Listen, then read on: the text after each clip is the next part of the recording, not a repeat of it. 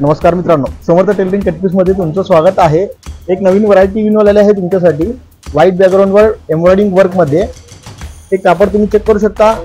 Cotton मध्ये starch finish मध्ये एक कापड आहे, ऑटो स्टार्च मध्ये। याचं वर्क बघू शकता तुम्ही। टोटल 13 डिझाइन अवेलेबल आहेत। याला कुर्ता व शर्ट्स दोन्ही याला तुम्ही वेअर करू शकता। तुम्हाला शर्ट शिवून तुमच्या मेजरमेंट प्रमाणे फक्त 580 रुपयांमध्ये तुम्हाला शर्ट शिवून मिळेल तुमच्या आवडीनुसार।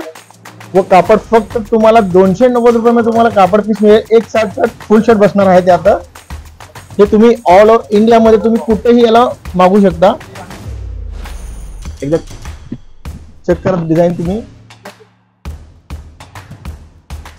एकदम नवीन आर्टिकल आहे, तुम्ही एकदम आणखी एकदा चेक करून घ्या। आपला इंस्टाला पेज सुद्धा आहे, तुम्ही इंस्टाला पेजला फॉलो करा।